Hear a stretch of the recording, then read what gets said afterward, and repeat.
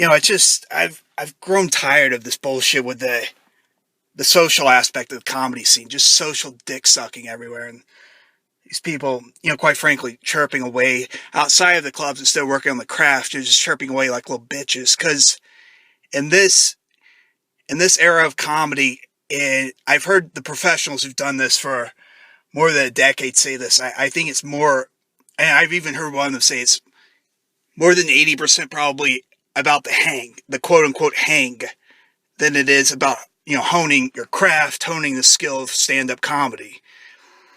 And that's just very disheartening, man, because there's, the old phrase, you hear this in comedy a lot, and I even heard it in filmmaking.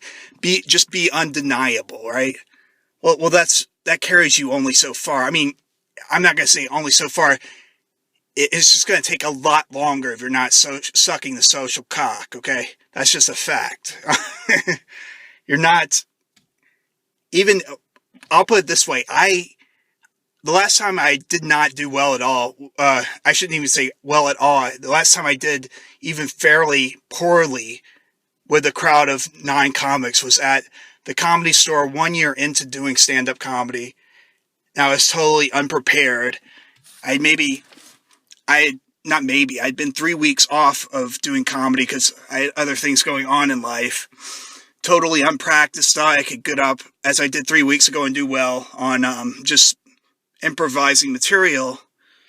I can do that now. I could not get away with that. There's no way in hell at 1 year in I could do that shit then. And, it just went very poorly.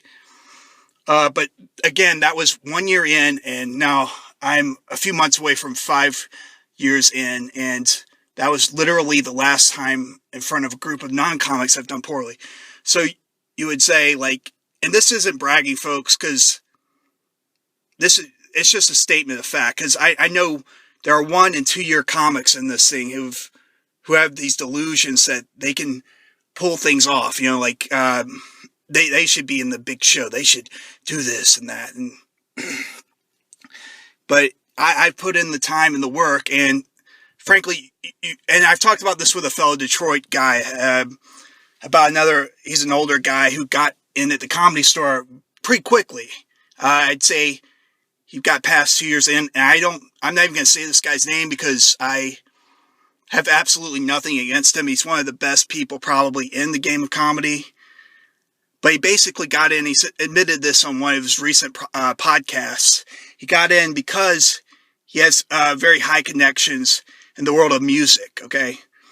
He's friends with Bob Dylan's son, and the guy who was running the Comedy Store at the time he was passed was, a failed musician, to put it bluntly. I almost said that. I almost hesitated on that. Like, I'm going to get in trouble with this guy who has no influence at all in the world of comedy anymore.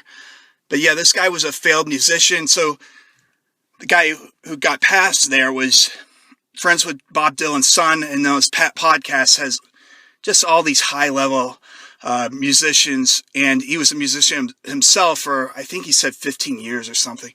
And the comics who are listening to this know on that automatically who I'm referring to here. But I don't give a shit. Again, he's a very nice guy. But anyway, I was talking to this Detroiter about him, and he said, yeah, but he's really, really funny too. I'm like, yeah, dude, but we are as funny or funnier than him. This guy, the Detroiter I'm talking to, is his name is Paul Elia, Elia. You can see him on YouTube at the Laugh Factory, killing it.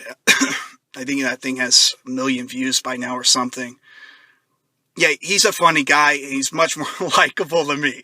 And that's basically why I was saying, like, you get on a lot more shows than me too, because you're better at socializing. I'm not even going to say sucking the social cock for this guy. He's a good guy.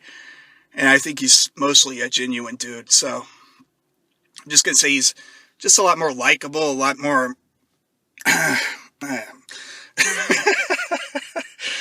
In fact, I haven't talked to Paul a lot lately because he's almost always at shows. He's now doing open mics. And again, to go back to referring to my frustration on that issue. I've talked about this at open mics, and people, of course, or comics. I shouldn't. Comics are people. They've perceived that as me bragging about things, and of course, the negativity that follows because they're children. So, lately I've had a lot of negative. Sorry, I was turning around there to look at something. I was distracted. Lately, I've had a lot of negative feedback from the hosts or about, the comments about me bragging and all this. And, sometimes it gets, if you're in a room, you can look around and see who are your enemies at this stage. These people are just going to go numb, and I can't see if something's going to be effective in front of regular people, quote unquote regular people. What doesn't help me also is that I haven't done well when it counts. And the worst set I ever had in my life was when I was going to say audition. I suppose it was an audition because the man who runs the Comedy Store, or not the Laugh Factory, his name is Jamie Masada. He was in the room for the first time in several months because he had been touring around the world doing something. But I had high hopes for that show. I was slated to go on second, and I waited outside of... If you guys don't know, I'm sure comics know this, but non-comics, I had to wait for hours at a time. 1 week before the show began, I had to wait hours to sign up for it. And when I got up, I was second. I was slated to go on second.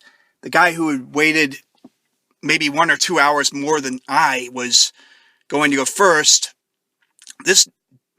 the guy who had waited with me had a New York accent. So, and we talked for many hours about comedy and, his life, all that stuff, as we were just killing time to get up to the sign-up sheet, man. And I thought, well, this guy for sure, seems very serious about this. He's going to be there, So again, 1 week after this incident of just waiting, 5 hours outside of the fucking Laugh Factory, I go up there to perform, and I say, has anyone seen that guy who went up first to sign up first?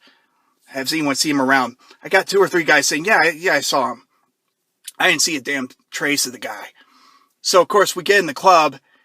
They call out his name. He doesn't come up. And even though I didn't see the guy, any sign of him beforehand, I was completely unprepared to go on first.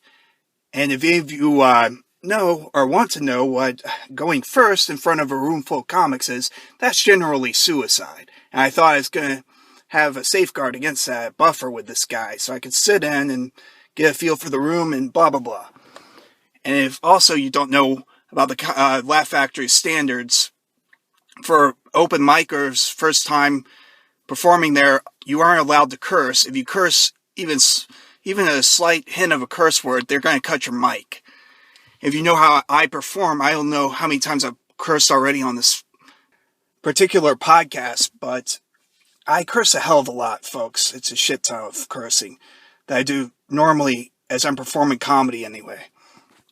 So everything is getting run through my head. The material that had done well, a day before, 2 days, 3, 4, and I'd even been crushing with this material in front of a bar full of non-comics, etc. So I do this material in a very robotic manner, maybe even the way I'm speaking now. This doesn't exactly feel the most natural, just talking alone in my car like a fucking nutcase. But I'm just talking in even more robotically, actually, than I am now, because I have to run every single word through my mind before I say it, because I don't want my mic to get cut off. And I proceed to eat a dick that, well, it was massive, folks. It was not pretty. It was not even slightly pretty. And it was so bad that the host got up and said, please applaud for this guy. And then he just had this very stoic, sad face on him. He said, we should respect everyone. We should applaud the efforts of everyone who does this. It's not easy. It was that bad, folks. And I've got to say that was the most painful set of my life.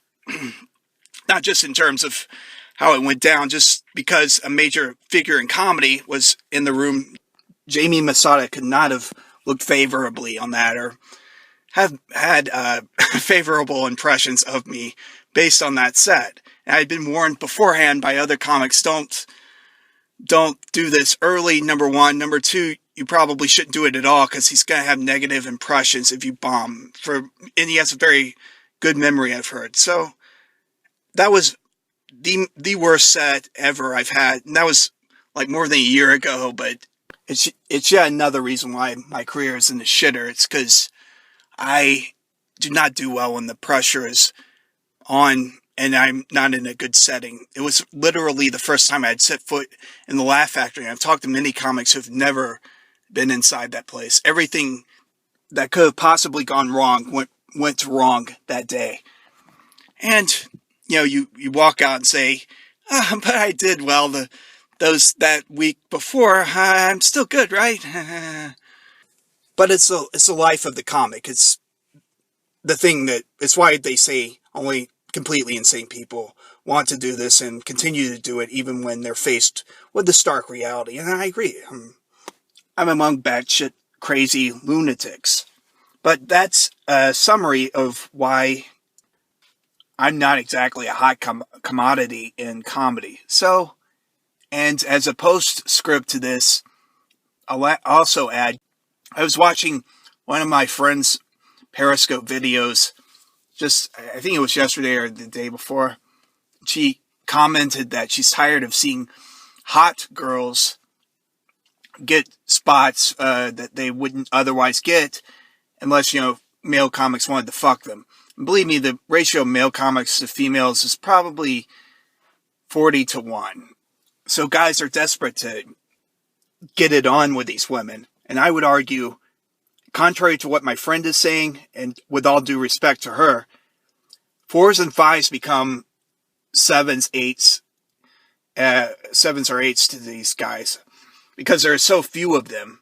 So I wouldn't even, by the way, my friend isn't ugly by any stretch. I would argue to her that it's any women at all. They have an advantage as long as they stay in the game. A lot of them drop out pretty quickly. But if they're just around even a few years, man, they are just on the highway to fame and glory, basically. The irony of that is they get a great start out of the gate, and a lot of them don't succeed as headliners because, in my opinion, a lot of them did not really hone the skill. They just let everything come to them.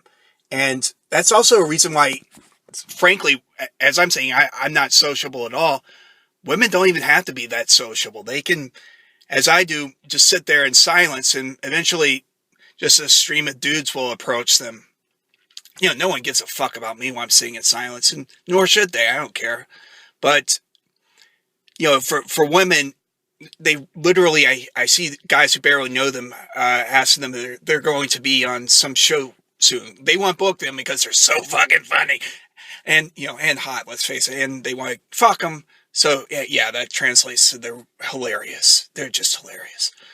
Okay, so this was my wine fest for the evening today, and I hope you enjoyed it. I've got interviews already recorded from guys who I respect from film and comedy, but I haven't edited the footage yet, so I'll have that for you soon. So, this is Michael signing off.